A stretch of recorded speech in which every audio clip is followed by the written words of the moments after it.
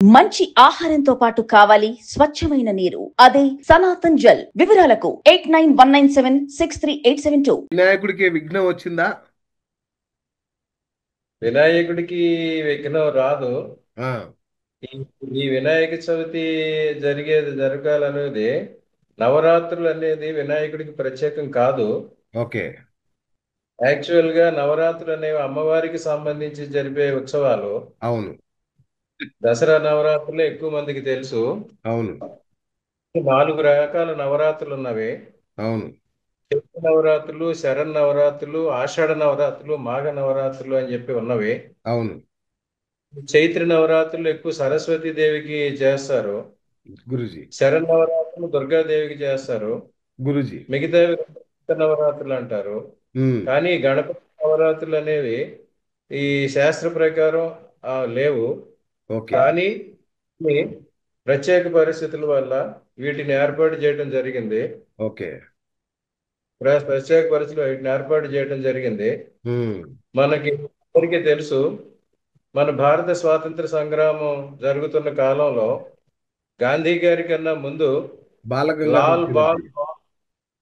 Correct, correct. Lal Bal Pal అని 3 నాయకులు మన కాంగ్రెస్ పార్టీని స్వాతంత్రోద్యమాన్ని నడిపించారు. ఉమ్, అందులో ప్రజలంతా ఇన్వాల్వ్ కావటం లేదని, కొన్ని వర్గాల వారు ఈ పూజలు అవి మనవి కాదు అనుకుంటున్నారని చెప్పి ఆ ఆ సమయంలో 18th సెంచరీలో చర్చిలు బాగా పెరిగి బ్రిటిష్ వారు వారి క్రిస్టియానిటీని మన దేశంలో రుద్దాలని ప్రయత్నిస్తున్న సమయంలో ఓకే. ప్రజలందరినీ మన హిందూ మతంలోనే ఉంచడానికి, హిందూ మతంలో సముచిత స్థానం కల్పించడానికి ఈ ఉత్సవాలు చేయటం అనేది ప్రారంభించారు. ఆ ఓకే. రకంగా గణపతి నవరాత్రులు పూణేలో స్టార్ట్ చేశారు. ఓకే. అక్కడి నుంచి ప్రజలంతా దీనిలో ఇన్వాల్వ్ అయ్యి వారి భక్తి ప్రపత్తుల్ని ఇందులో చూపించుకుంటా ఇప్పుడు దేశమంతా ఎంత ఘనంగా ఈ ఉత్సవాలు జరిపిస్తున్నారో అందరికీ తెలిసిందే. ఆ ఆ విధానంలో ఈ గణపతి నవరాత్రులు చేస్తున్నారు. ఇప్పుడు ఇట్లా గణపతి నవరాత్రులు చేసేప్పుడు ఏం జరుగుతుందంటే, ఈ ఉత్సవాలు బయట పండాల్స్ లో వాటిలో ప్రతిష్ఠించిన ఆ, ఉత్సవ ఈ విగ్రహాలని ఉత్సవ విగ్రహాలు అంటారు. అవును. గుళ్ళలో ఆగమ శాస్త్రం ప్రకారం ప్రతిష్ఠించిన విగ్రహాలేమో మూల విరాట్లు అవుతారు. అవును. ఉత్సవాలు చేసేటప్పుడు ఉత్సవ విగ్రహాలు మాత్రమే బయటికి తీసుకొస్తారు. ఆ రకంగా ఈ గణపతి నవరాత్రుల్లో మనం ప్రతిష్ఠించే మందిరాల్లోనూ, పండాల్లోనూ, పందిరిలోనూ ప్రతిష్ఠించే ఆ విగ్రహాలన్నీ ఉత్సవమూర్తులు అవుతాయి. ఆ ఉత్సవమూర్తులు ఆ 9 రోజులు నవరాత్రులు అయ్యేంత వరకే వాటిలో దైవత్వం ఉంటుంది. కానీ తరువాత ఉండదు. ఉమ్, తరువాత వాటిని నిమజ్జనం చేయాల్సి వస్తుంది. అయితే ఇప్పుడు 27వ తారీఖు నుంచి సెప్టెంబర్ 4 వరకు నవరాత్రులు పూర్తి కాగా గ్రహణం 7వ తారీఖున వచ్చింది. ఈ అవును. లోపల నిమజ్జనం చేసేసిన వాటికి ఏమీ దోషం ఉండదు. ఓకే. కానీ ఆ సమయంలో, గ్రహణ సమయంలో ఉన్న విగ్రహాలకు కూడా అంత దోషం ఉండదు. ఎందుకంటే అప్పటికి నవరాత్రులు కంప్లీట్ అయిపోతాయి. వారిలో దైవత్వానికి సంబంధించిన పూజలన్నీ అయిపోతాయి కనుక ఆ విగ్రహాలను మామూలుగా కప్పి ఉంచేసి వాటిని తర్వాత నిమజ్జనం చేసుకోవచ్చు. అందువల్ల ఈ గ్రహణ దోషం అనేది ఈ ప్రతిష్ఠించే విగ్రహాలకి ఉండదు. ఓ, ఓకే. ఓకే. అయితే గురుగారు ఇప్పుడు ఈ ఇంకో మధ్య గురుగారు చెప్పండి. ఇంకో విషయం ఏంటంటే, ఇలా ఏదైనా ఒక ఉత్సవ విగ్రహాన్ని మనం ప్రతిష్ఠించినప్పుడు దానిలో దైవత్వం మన వారికి ఎంతకాలం పూజ చేస్తాము, ఎంతసేపు పూజ చేస్తాం అన్న దాన్ని బట్టే ఉంటుంది తప్ప ఆ ఉమ్, తర్వాత ఉండదు. అంచేత ఆ 9 రోజులు నవరాత్రుల్లో మంత్రపూర్వకంగా మనం చేసిన పూజలు ఉన్నంత వరకు అందులో దైవత్వం ఉంటుంది. ఓకే. తర్వాత విగ్రహాలు పార్థివ విగ్రహాలు, పార్థివ శరీరాలు అయిపోతాయి. ఆహా, అందుకు వాటికి వెంటనే నిమజ్జనం చేస్తూ ఉంటారు. ఓకే. అలా నిమజ్జనం చేయడానికి మన ప్రత్యేక పరిస్థితుల వల్ల నవరాత్రుల తర్వాత 10-15 రోజుల వరకు సమయం ఉంటుంటుంది. ఆ సమయంలోగా ఈ నిమజ్జనం చేయటం జరుగుతూ ఉంటుంది. అయితే ఇప్పుడు గ్రహణం వచ్చింది కనుక ఈ అనుమానాలు అందరికీ వస్తున్నాయి.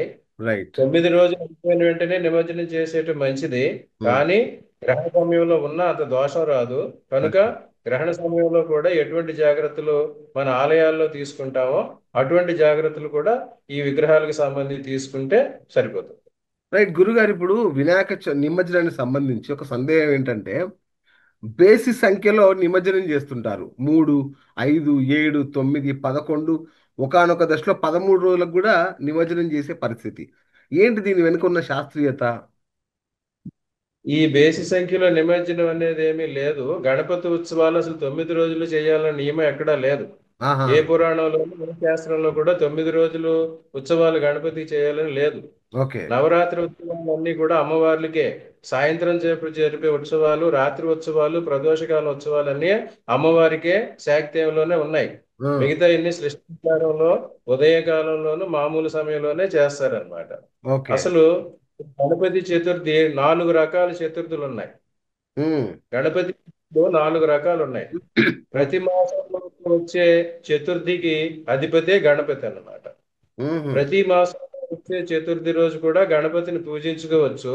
అట్లా ప్రతి మాసంలో వచ్చే గణపతిని నువ్వులతోనూ బెల్లంతోనూ పూజించి ఆ రోజంతా మార్నింగ్ నుంచి ఈవినింగ్ వరకు నక్తం ఉపవాసం ఉండి నువ్వులతోనూ బెల్లంతోనూ గణపతిని పూజిస్తే అటువంటి వారికి ఎటువంటి ఆటంకాలు విఘ్నాలు కలగకుండా ఉంటాయి.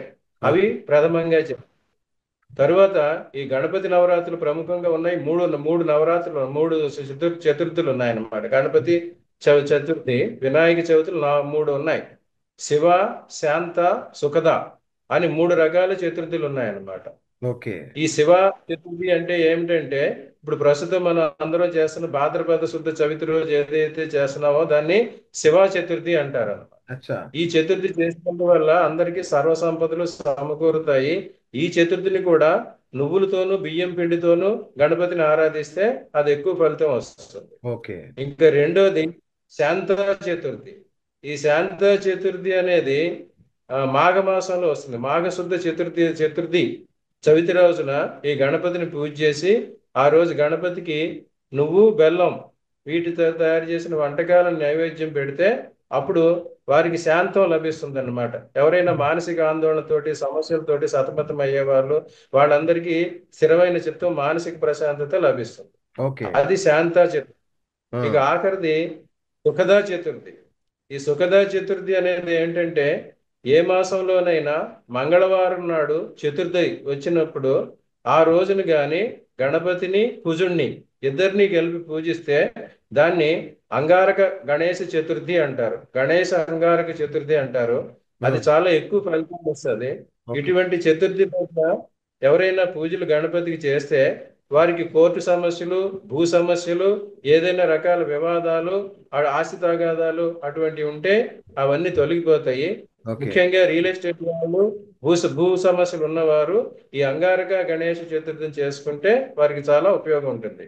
ఈ రకంగా ఆ, 4 రకాల గణేష్ చతుర్థులు ఉన్నాయి.